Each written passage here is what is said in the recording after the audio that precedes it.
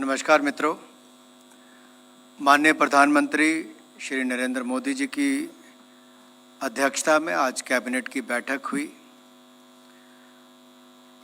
जिसमें कुछ निर्णय लिए गए हैं। पहला निर्णय, रेल विभाग के 11,27,000 कर्मचारियों को हर वर्ष दशहरे और पूजा के अवसर पर प्रोडक्टिविटी लिंक्ड बोनस दिया जाता है और इस बार 11,27,000 एम्प्लॉयज़ को 1,832 करोड़ रुपए का ये इंसेंटिव दिया जाएगा, बोनस दिया जाएगा, जो 78 दिन का बोनस होगा और 17,951 रुपये जो है ये मैक्सिमम की लिमिट रहेगी, जो 78 दिन के लिए है।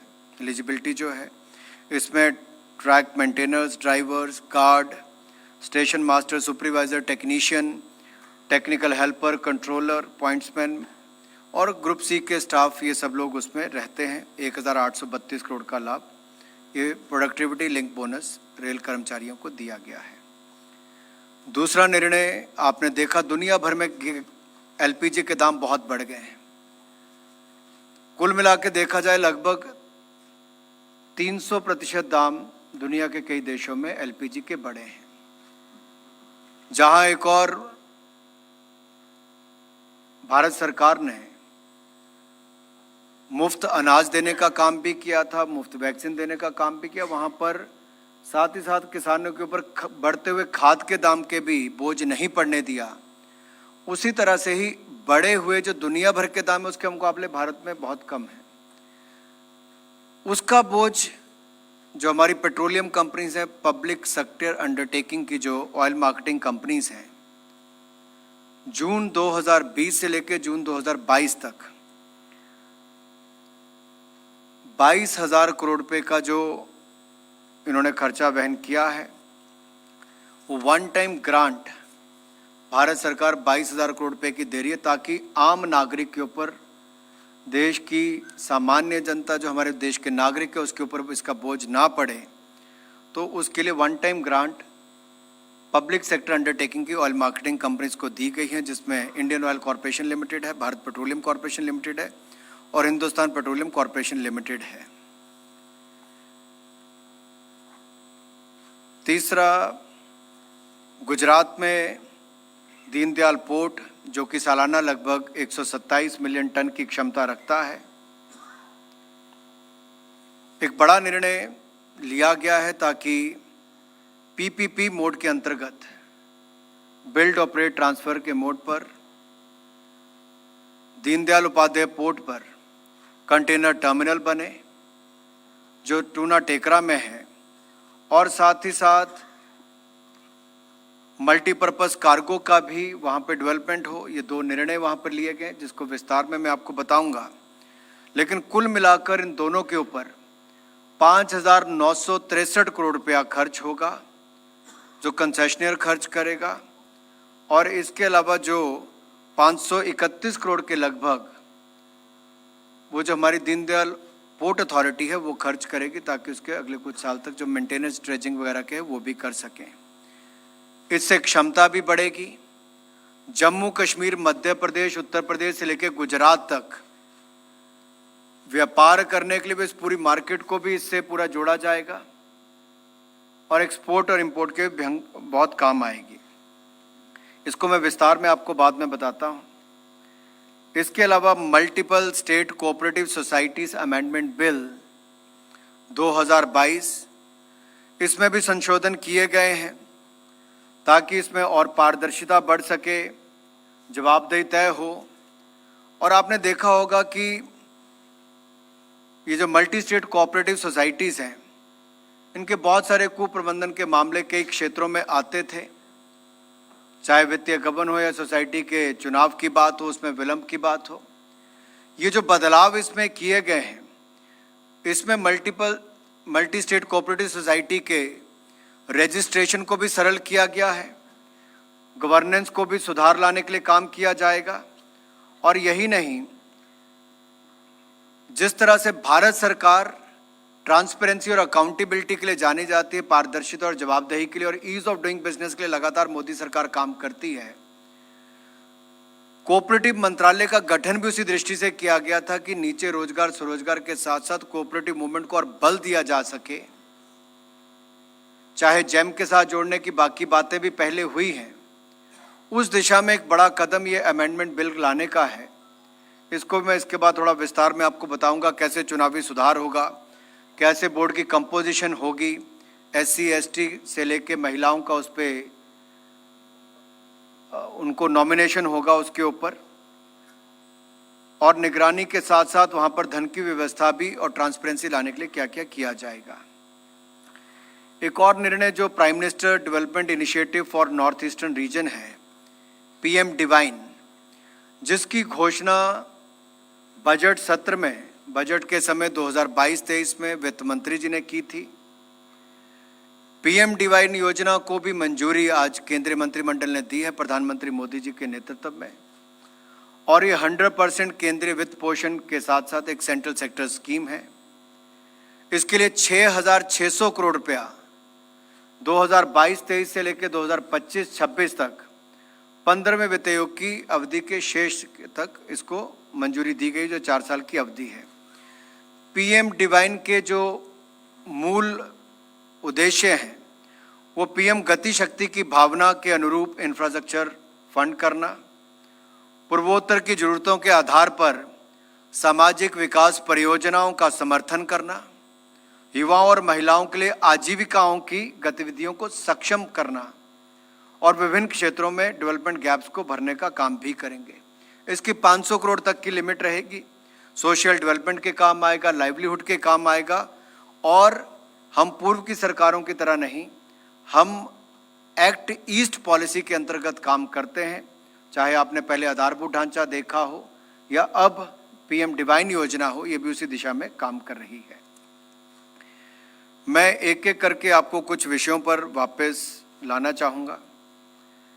2 टर्मिनल्स की गुजरात के जो कच्छ रीजन है कांडला पोर्ट पर,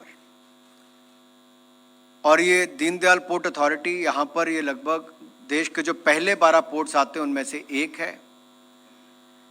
दीनदयाल पोर्ट की जो कैपेसिटी है कार्गो हैंडलिंग की वो लगभग 300 मीट्रिक टन पर एनम, और ये जो 2 नए टर्मिनल्स की मैं बात कर रहा हूँ, इसमें एक मल्टीपर्पस कार्गो होगा। ये टूना टेकरा में है, जिसमें 2,250 करोड़ रुपया खर्च होगा, जिसमें से 1,719 करोड़ रुपया कंसेशनियर खर्च करेगा, जो कार्गो बर्थ बनाने के लिए turning circle, approach channel, dredging कार्य सब इसमें शामिल होंगे। और इसके अलावा जो दीनदयाल पोर्ट अथॉरिटी है वो 531 करोड़ रुपया कॉमन यूज़र एक्सचेंज चैनल के रूप में कैपिटल जो ड्रेजिंग है और कॉमन यूज़र रोड के निर्माण के लिए खर्च करेगी। इसका लाभ ये होगा कि हमारे बड़े शिप्स आने की इसकी क्षमता भी बनेगी। शुरुआत में जैसे 15 मीटर ड्राफ्ट वेसल्स, ये 1 लाख डेडवेट टनेज को लेकर, और भविष्य में इसको कंसेशनियर जो उसको ये भी अप्रूवल है कि 18 मीटर तक का ड्राफ्ट ये बना सकते हैं, जिसकी गहराई 18 मीटर की होगी, जिसके कारण बड़े वेसल्स यहाँ पर आ सकें।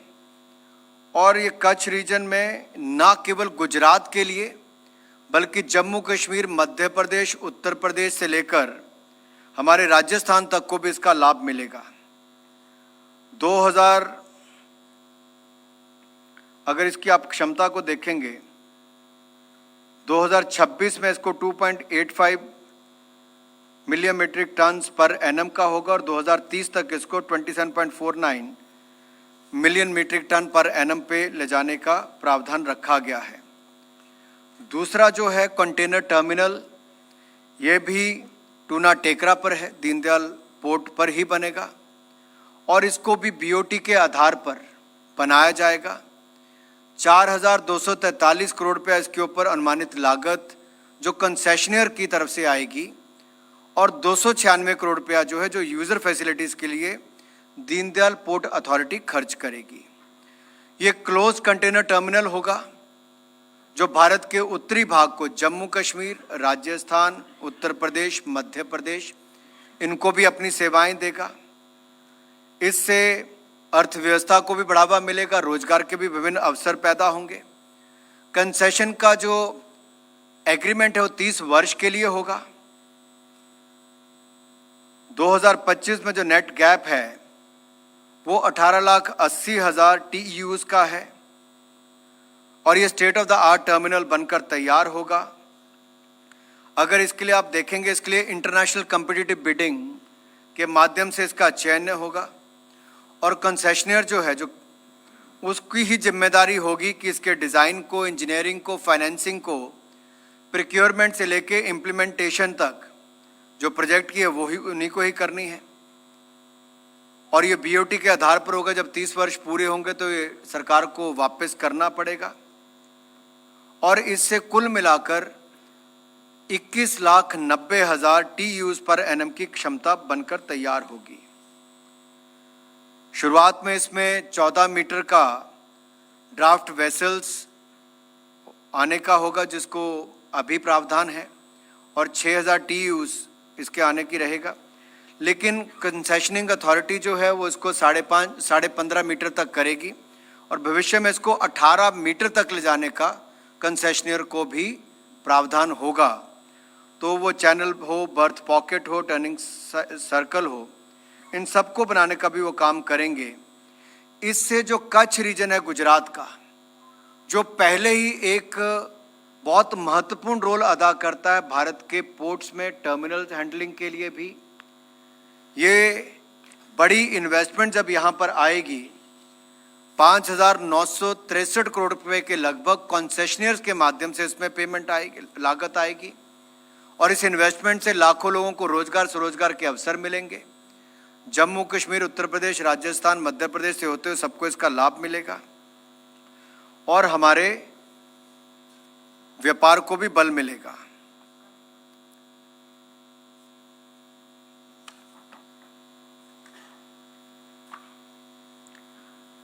मल्टी स्टेट कोऑपरेटिव सोसाइटीज, ये यूनियन लिस्ट में भी है और इसको सभी राज्यों से बातचीत करके उस दिशा में भी काम किया जा रहा है। जैसा मैंने पहले कहा कि मल्टी स्टेट कोऑपरेटिव सोसाइटीज के कुछ उदाहरण ऐसे भी आते थे जहां पे कुप्रबंधन रिपोर्ट होता था या चुनाव नहीं होता था, बहुत लंबे समय तक एक ही व्यक्ति वहां पर बैठे रहते थे। तो उसमें कुछ बदलाव लाने के लिए कि उसकी रजिस्ट्रेशन को सरल किया जाए, उसका एक ये लाभ मिलेगा। गवर्नेंस में पारदर्शिता आएगी और जवाबदेही तय होगी और MCS एक्ट 2002 में कतिपय संशोधन करने के साथ साथ इसमें जो विशेष सुधार होगा वो चुनावों में होगा। तो MCS के बोर्ड के लिए स्वतंत्र और निष्पक्ष ढंग से चुनाव कराने के लिए एक इलेक्शन अथॉरिटी का गठन किया जाएगा। केवल ऐसे ही एक्टिव मेंबर्स चुनाव लड़ने के पात्र होंगे जिन्होंने कम से कम 3 जनरल मीटिंग्स में भाग लिया हो और वो इन सोसाइटी के प्रोडक्ट्स और सर्विसेज को अवेल करता हो। दूसरा जो है, बोर्ड के कंपोजिशन, मीटिंग्स और मेंबरशिप में भी सुधार होगा। बोर्ड में महिलाओं के लिए 2 सीट्स और SC/ST के लिए 1 सीट आरक्षित होगी। Board banking, management, finance, cooperative management क्षेत्र के 2 एक्सपर्ट्स को कोऑप्ट सदस्य के रूप में लेगा। बोर्ड मीटिंग के लिए कम से कम 1/3 मेंबर्स का कोरम अनिवार्य होगा। जहां गवर्नेंस और ट्रांसपेरेंसी की मैं बात करता हूं, तो सोसाइटी की रजिस्ट्रेशन के लिए लिक्विडिटी, एक्सपोजर आदि संबंधित फाइनेंशियल नॉर्म्स निर्धारित किए जा रहे हैं। 500 करोड़ रुपए से अधिक डिपॉजिट वाले मल्टी स्टेट कोऑपरेटिव बैंक या मल्टी स्टेट क्रेडिट सोसाइटी तथा 500 करोड़ से अधिक वार्षिक टर्नओवर वाली मल्टी स्टेट कोऑपरेटिव सोसाइटी का ऑडिट अब सेंट्रल रजिस्ट्रार के पैनल से लिए गए ऑडिटर के द्वारा ही किया जाएगा। एक बड़ा कदम है ज़्यादा पारदर्शिता और ऑडिट को भी सुनिश्चित करने के लिए। और MSCS के मेंबर्स की ग्रीवियांस को एड्रेस करने के लिए कोऑपरेटिव्स ओम्बुड्समैन अपॉइंट किया जाएगा। इन ये जो हमारी मल्टी स्टेट कोऑपरेटिव सोसाइटीज़ हैं, इन्हीं में ही ये कोऑपरेटिव ओम्बुड्समैन को अपॉइंट किया जाएगा। मेंबर्स को समय पर आवश्यक इन्फॉर्मेशन मिल सके, इसके लिए इन्फॉर्मेशन ऑफिसर्स की नियुक्ति की जाएगी। सहकारिता के क्षेत्र में धन की व्यवस्था के लिए पिछले 3 वर्षों में लगातार प्रॉफिट कमाने वाली मल्टी स्टेट कोऑपरेटिव सोसाइटीज़ को अपने नेट प्रॉफिट का 1% या 1 करोड़ रुपये जो भी कम हो, एक rehabilitation, reconstruction and development fund में योगदान देना होगा, जिसका उपयोग जो सिख MSCS हैं के रिवाइवल के लिए किया जाएगा। जहां तक निगरानी व्यवस्था में सुदृढ़ करने की बात हो, इसमें मिस रिप्रेजेंटेशन या फ्रॉड से बनी मल्टी स्टेट कोऑपरेटिव सोसाइटीज़ को वाइंड अप किया जा सकेगा। जहां धोखाधड़ी अथवा पैसे का गबन हुआ हो या चुनाव संभव ना हो सके हो, वहां केंद्र सरकार बोर्ड को सस्पेंड कर सकेगी। इन सब कदमों से ईज ऑफ डूइंग बिजनेस को लाभ भी मिलेगा। जहां पर आप एप्लीकेशंस हो, यानी कि सुगमता लाने के लिए applications, returns, reports, statement of accounts आदि को ऑनलाइन फाइल करने की व्यवस्था होगी। और ये मल्टी स्टेट कोऑपरेटिव सोसाइटी के रजिस्ट्रेशन की एप्लीकेशन प्रक्रिया ऑनलाइन की जा सकेगी और इसका डिस्पोजल भी 3 माह में किया जाना अनिवार्य होगा। ये भी निर्णय लिया गया है कि ये जो मल्टी स्टेट कोऑपरेटिव सोसाइटीज़ हैं, इनमें केंद्र सरकार की शेयर होल्डिंग को सरकार की अनुमति के बिना नहीं बेचा जा सकता। Multi state cooperative society banking कार्य में संलग्न है, उनकी बैंकिंग एक्टिविटीज़ का रेगुलेशन बैंकिंग रेगुलेशन एक्ट के अंतर्गत होगा। इससे जो डिपॉजिटर्स हैं उनके पैसा भी सुरक्षित होगा और बैंकिंग रेगुलेशन एक्ट आने के बाद जो बाकी लाभ बाकी बैंकों को मिलते हैं, इनको भी मिल पाएंगे। सो इन संशोधनों से नागरिकों द्वारा सुगमता से मल्टी स्टेट कोऑपरेटिव सोसाइटी का गठन किया जा सकेगा और जो बाकी लाभ भी उनमें पारदर्शिता भी आएगी।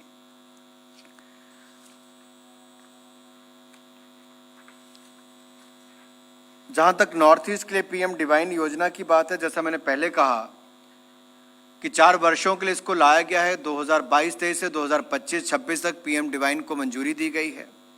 6,600 करोड़ रुपया इसके लिए मंजूर किया गया है।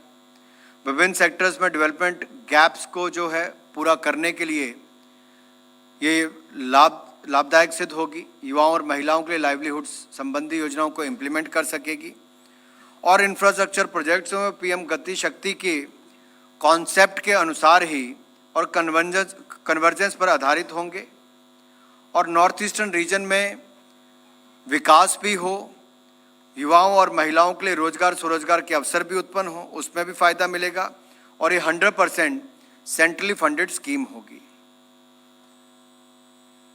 धन्यवाद।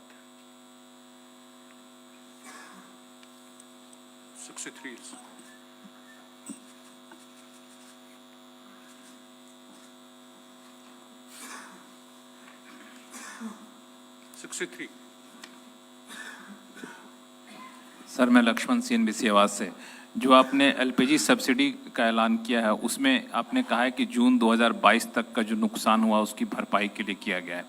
उसके बाद भी गैस की कीमतों में बढ़ोतरी हुई है, क्या उसकी भरपाई भी इसमें की जाएगी? और दूसरा सवाल इसी से जुड़ा हुआ है कि ये सिर्फ डोमेस्टिक LPG के लिए है, क्या पेट्रोल डीजल पे भी अंडर रिकवरी है, उसका भी कुछ विचार किया जा रहा है? लक्ष्मण जी, धन्यवाद, आपने सवाल पूछा। क्योंकि दुनिया भर में LPG के दाम 300% से ज़्यादा बढ़ गए, लेकिन भारत में नागरिकों के ऊपर वो बोझ ना पड़े, तो मोदी जी की सरकार ने सुनिश्चित किया कि पेट्रोलियम कंपनियों तो अब तक जो भुगतान किया है या जो उन्होंने सहा है, उसको केंद्र सरकार वन टाइम ग्रांट के रूप में 22,000 करोड़ रुपया दे रही है।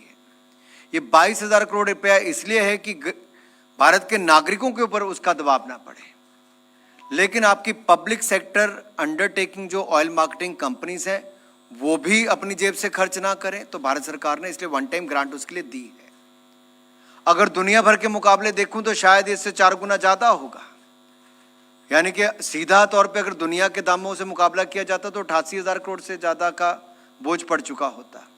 तो कहीं ना कहीं हमने यहाँ पर दाम को भी नियंत्रण में रखा और आम जनमानस पर भी इसका बोझ नहीं पड़ने दिया। Public sector undertaking oil marketing companies बची रहे तो उनको वन टाइम ग्रांट दी है।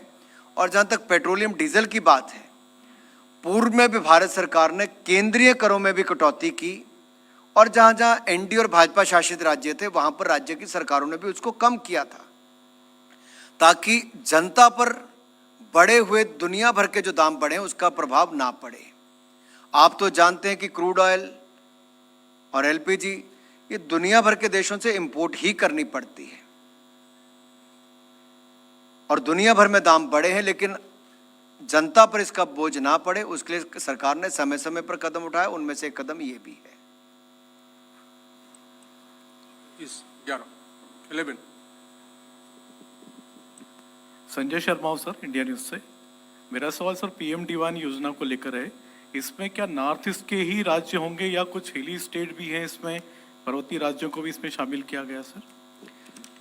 देखिए, पिछले 70-75 वर्षों में जिस तरह से पहले 7 दशक की बात की जाए तो जो पॉलिसीज नॉर्थ ईस्ट को लेकर थी उस तरह का विकास नहीं देखा गया। लुक ईस्ट की बात होती थी, लेकिन प्रधानमंत्री नरेंद्र मोदी जी के आने के बाद एक्ट ईस्ट, आज आप देखेंगे वहां पर रेल हो, सड़क हो, शिक्षा हो, स्वास्थ्य हो, एयरपोर्ट हो, आधारभूत ढांचा सुदृढ़ किया गया है। जहां आधारभूत ढांचा भी सुदृढ़ हो रहा है, पर्यटन से लेकर बाकी निवेश भी जा रहा है, लेकिन अभी भी ये महसूस हुआ कि कहीं ना कहीं पीएम डिवाइन जैसी योजनाओं की आवश्यकता है ताकि युवाओं और महिलाओं के लिए आजीविका के साधन भी हो सकें। जो गैप फंडिंग है उसका भी ध्यान किया जा सके, इंफ्रास्ट्रक्चर को और मजबूत किया जा सके। इसलिए प्रधानमंत्री जी ने पूर्वोत्तर के राज्यों के लिए एक बार फिर बड़ा कदम उठाया है। 6,600 करोड़ रुपया पीएम डिवाइन योजना के अंतर्गत मंजूर किया। इसकी घोषणा तो बजट के समय हुई थी, लेकिन 4 वर्षों में देखिए ना केवल ये, इसके अलावा बहुत सारे प्रोजेक्टों को पूरा करने में भी, लागू करने में भी, रोजगार पैदा करने में भी, आजीविका के साधन खड़ा करने में भी बहुत बड़ा बल मिलने वाला है और ये नॉर्थ ईस्ट तक ही सीमित है। Sir Tarun Sharma from Zee Business. Sir जो पेट्रोल, जैसे लक्ष्मण सर ने पूछा, ऑयल मार्केटिंग कंपनीज जो हैं पेट्रोल डीजल पे प्राइस कम नहीं किया है। 125 रुपये प्रति डॉलर बैरल जब था और आज 94 और नीचे में 84 तक जाके आया, तो क्या जो प्राइस ना कट करना जो उनकी अंडर रिकवरी है वो क्योंकि अंडर रिकवरी की वजह से जो पैसा उनका नहीं बच पाया था, वो उस वजह से सरकार चाह रही है कि वो प्राइस कट ना हो, क्योंकि एक स्कोप वहाँ पे जरूर दिखता है। देखिए, जैसा मैंने कहा कि हम लोग इंपोर्ट तो करना ही पड़ता है और दुनिया भर में दाम मेरे से और आपसे छिपे किसी से नहीं है। अगर 300% वृद्धि की बात मैं दुनिया भर में कर रहा हूं तो आप कल्पना कर ही सकते हैं कि अगर कुल मिलाकर देखा जाए तो कितना प्रभाव पड़ता सीधा जनता पर। कहीं ना कहीं जो हम लोग सब्सिडी वाला पार्ट है या जो दबाव इनके ऊपर ऑयल मार्केटिंग कंपनीज के ऊपर आया, जो दाम दुनिया भर में बढ़े, उसको रिकवर करने के लिए हमने वन टाइम ग्रांट दी ताकि इनके ऊपर बोझ उसका ना आए।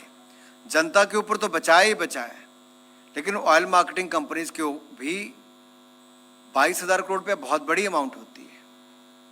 उनकी बैलेंस शीट भी खराब ना, उनके वर्किंग पर भी, काम करने पर भी प्रभाव ना पड़े, लेकिन कुल मिलाकर जनता को अपनी सेवाएं भी देते रहें, उसमें बाधित ना हो, उनके ऊपर भी दाम ना ज़्यादा पड़े, उसके लिए भी कदम उठाए गए हैं।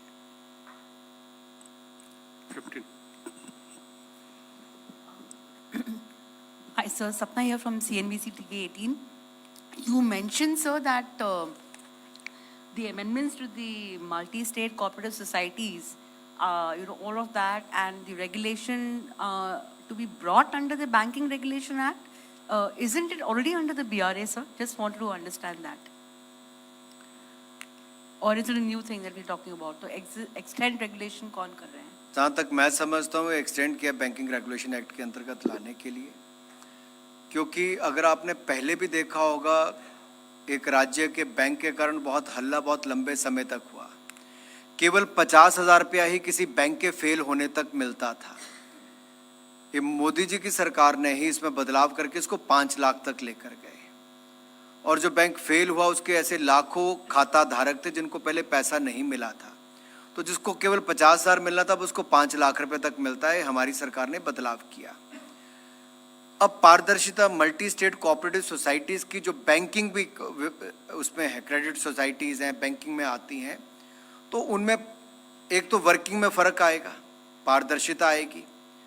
दूसरा, बैंकिंग रेगुलेशन एक्ट के अंतर्गत जिस तरह से बैंक काम करते हैं इनको भी उसका लाभ मिलेगा। नहीं तो बहुत सारी सोसाइटीज में देखा जाता है कि कुछ ऐसे लोगों को लोन दे दिए जाते हैं जहां से रिकवरी बाद में होती नहीं। तो इसमें किसको होगा? अगर आपको व्यापार करना है तो क्या आप उसके परिजन तो नहीं है? अगर आप परिजन है तो उस पर वो भी बाधित हो जाएगा कहीं ना कहीं। तो ऐसे बहुत सारे निर्णय अगर आप इसके विस्तार में जाएंगे, मान लीजिए मैं एक सोसाइटी का सदस्य हूं और मेरे कोई रिलेटिव है और वही उसके साथ व्यापार करना चाहते हैं, तो मिली भगत भी हो सकती है, उसमें पारदर्शिता आए। कोई लोन लेना चाहते तो उसमें पारदर्शिता आए। तो कहीं ना कहीं रिलेटिव की जो एक डेफिनेशन बाकी जगह लागू होती है वही यहाँ पर भी लागू होगी, ताकि वो पारदर्शिता पूरे कामकाज में आ सके। और कहीं ना कहीं बैंकिंग रेगुलेशन एक्ट के यहाँ पर लागू होने से उसका बड़ा लाभ मिलने वाला है। सर, आप इसको विंटर सत्र में लेके आएंगे या may be later on amendments? हमारा तो प्रयास है जितनी जल्द से जल्द हो तो विंटर सेशन में ही आए। सर, और एक लास्ट सवाल सर, ऑन पेट्रोल डीजल आपसे काफ़ी लोग पूछ चुके हैं, बट डू वी अंडरस्टैंड जो अभी सिचुएशन बनी हुई है, अभी भी अंडर रिकवरीज हैं डीजल पे फॉर एग्जांपल, तो in terms of softer petrol and diesel prices शायद उसमें अभी टाइम लगेगा फॉर द कॉमन कंज्यूमर? आप इसको अभी स्टेटस दुनिया के एक हिस्से में जो हो रहा है उसका प्रभाव दुनिया भर की अर्थव्यवस्था पर है, चाहे वो सप्लाई चेन के साथ है या नेचुरल रिसोर्सेज के ऊपर हो।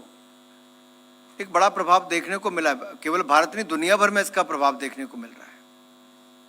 लेकिन उसके बावजूद, जैसा मैंने पहले कहा, किसान भाई और बहनों पर बढ़ते हुए खाद के दामों का भी 1 रुपए का प्रभाव नहीं पड़ने दिया।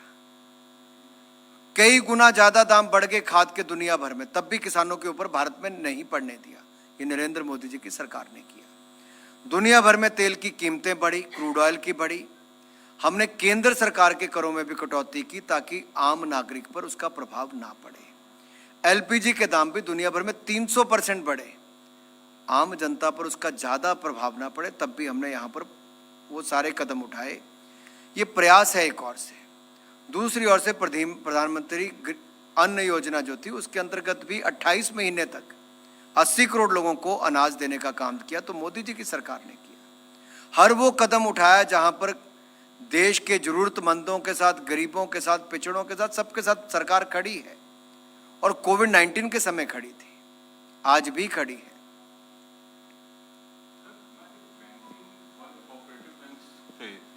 Banks, I mean, cooperative societies who are into banking, I think they are, if I understand, if I remember, they're even now being regulated by RBI.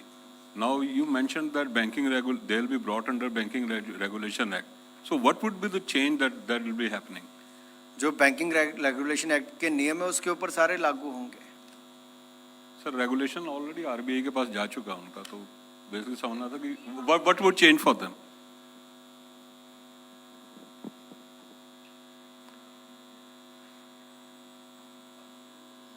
Next sir, आपने जो बताया वो मल्टी स्टेट कोऑपरेटिव सोसाइटी को लेकर decision लिया गया है, लेकिन जो अनियमितता, जो अपारदर्शिता की बात है वो सिर्फ मल्टी स्टेट नहीं, जो स्टेट लेवल की कोऑपरेटिव सोसाइटी है उन पर भी होता है। लेकिन स्टेट लेवल की कोऑपरेटिव सोसाइटी पर कानून बनाने का अधिकार जहाँ तक मैं समझ पाऊँ राज्यों को होता है, तो उसमें इस अनियमितता को कैसे दूर करेंगे? देखिए, जहां एक और तो सेंट्रल पैनल से ऑडिटर लेने की बात कही गई, उससे भी फर्क पड़ेगा। मल्टी स्टेट कोऑपरेटिव सोसाइटीज, आपने ठीक कहा, ये केंद्र द्वारा यहाँ से होता है। और जो राज्य का है बहुत सारे राज्यों में भी अपने स्टेट कोऑपरेटिव एक्ट्स हैं, उसके अंतर्गत भी लाखों सोसाइटीज देश भर में रजिस्टर्ड होंगी। तो एक मॉडल एक्ट उस दिशा में भी बने ताकि हर राज्य में उसी दिशा में काम करें, क्योंकि कोऑपरेटिव सेक्टर का एक बहुत बड़ा रोल भारत में है। हमने देखा महाराष्ट्र, गुजरात, कई राज्यों में बहुत बड़ी संख्या में है, और इसी के कारण के चलते प्रधानमंत्री जी ने जो मिनिस्ट्री ऑफ कोऑपरेटिव्स बनाई थी, और इसकी जिम्मेदारी भी आदरणीय गृह मंत्री जी के पास जो एक और डिपार्टमेंट है वो कोऑपरेटिव मंत्रालय का है। तो उस दिशा में बहुत सारे कदम उठाए गए। जैसे मैंने पहले कहा था कि जेम के साथ कोऑपरेटिव सोसाइटीज को जोड़ा गया, वो भी एक बड़ा कदम था। इसी तरह से जो संशोधन मल्टीपल स्टेट कोऑपरेटिव सोसाइटीज में लाया गया है, इसके इलेक्शन से लेके, प्रबंधन से लेके, ऑडिट से लेके बैंकिंग रेगुलेशन एक्ट तक, ये सारे पहलुओं पर ध्यान रखा गया है ताकि इससे जुड़े हुए इसके मेंबर जो हैं उनके साथ कोई धोखाधड़ी भी ना हो सके, परिजनों को कोई फालतू का लाभ भी ना मिले जिसके कारण इसके बैंकिंग का भी नुकसान हो, इसके डिपॉजिटर्स का भी नुकसान हो, इसकी इफेक्टिवनेस आए, उस दिशा में भी कदम उठाए गए हैं। सीईओ की नियुक्ति से लेकर उम्र भी 21 साल से 70 साल की गई, 70 साल से ज़्यादा वाला नहीं होगा, ये भी उसमें प्रावधान किया है। अगर 70 साल से ज़्यादा का सीईओ रखना है तो 3/4 का रेजोल्यूशन पास होगा तभी हो पाएगा। तो सारे वो कदम है जो इसमें ट्रांसपेरेंसी लाने की बात करता है और जवाबदेही तय करने की बात करता है। और ये एक ऐसा मॉडल होगा जिसे मुझे लगता है बाकी देश भर के राज्य भी भविष्य में इस दिशा में चलेंगे, क्योंकि हर राज्य की सरकार को अपने वहां के नागरिकों का, उनको भी उतना ही ध्यान है, और इस समय की मांग थी, इसलिए इसमें बदलाव किया गया है। मल्टी स्टेट कोऑपरेटिव सोसाइटीज में पारदर्शिता है, जवाबदेहिता हो, प्रबंधन में सुधार हो, ऑडिटर भी सेंट्रल पैनल का हो, बैंकिंग रेगुलेशन एक्ट लागू हो, 21 साल से 70 साल की आयु वाला सीईओ इसमें नियुक्त हो, टर्म अवधि को भी तय किया गया है 3 साल तक के लिए, ताकि उसको भी इसमें सुधार किया जा सकते। मैं आपको सारे इसके विषय बता सकता हूं, लेकिन कुल मिलाकर ये है कि मल्टी स्टेट कोऑपरेटिव सोसाइटीज में जो कुप्रबंधन अगर कहीं पर था, धोखाधड़ी के मामले थे, या लंबे समय तक लोग बैठे रहते थे, सीईओ नहीं था या सेंट्रल ऑडिटर नहीं था, उन सभी कमियों को दूर करके आज उस सबको इसका हिस्सा बनाया गया है ताकि पारदर्शिता और जवाबदेही लाई जा सके।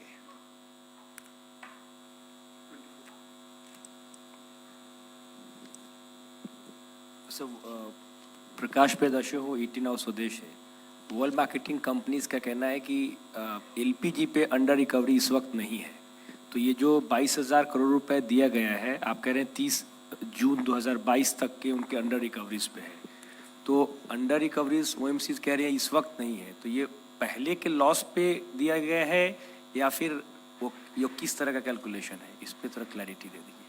ये जो 2 साल के पीरियड का लॉस है, जून 2020 से लेकर जून 2022 तक का, उसके लिए दिया गया 2 साल के पीरियड के लिए।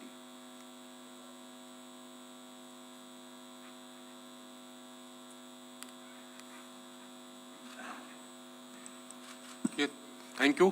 थैंक्स। सर, आप ऑयल मार्केटिंग कंपनीज को दे रहे हैं सब्सिडी, अच्छी बात है सर, उनको देना चाहिए, लेकिन एक आम उपभोक्ता के तौर पर भी मेरा सवाल है और एबीपी न्यूज़ की तरफ से भी कि हम लोगों की सब्सिडी कब शुरू होगी सर, जो बंद कर दी गई है एलपीजी की? मुझे लगता है मैंने बड़ा स्पष्ट शायद 2-3 बार एक बात को उल्लेख किया बार बार कि दुनिया भर के बढ़े हुए एलपीजी के दाम जो 300% यानी कि 3 गुना से ज़्यादा हो गए, उसके बावजूद भारत में उस तरह से दाम नहीं बढ़े एलपीजी के। बड़ा कारण है इंटरवेंशन जो भारत की सरकार ने किया। अब पब्लिक सेक्टर अंडरटेकिंग की जो ऑयल मार्केटिंग कंपनीज है, जिनके ऊपर ये वित्तीय बोझ पड़ा, क्योंकि आम नागरिक के ऊपर हमने बोझ नहीं पड़ने दिया, उनके ऊपर दाम नहीं बढ़ने दिए, तो ये 22,000 करोड़ की मदद ये इसीलिए की गई है, दिखती पब्लिक सेक्टर अंडरटेकिंग की ऑयल मार्केटिंग कंपनीज की है, लेकिन सीधे तौर पर ना सही लेकिन अप्रत्यक्ष तौर पर ये देश की जनता की मदद, एलपीजी के दाम ना बढ़ें, उनको ठीक दाम पे मिलते रहे, इसीलिए केंद्र सरकार ने, मोदी सरकार ने की है। और अंतर्राष्ट्रीय स्तर पे घटेंगे तो यहाँ पे भी उसका प्रभाव देखने को मिलेगा, फिलहाल बढ़ेंगे नहीं। धन्यवाद। आप सब आए पत्रकार वार्ता में।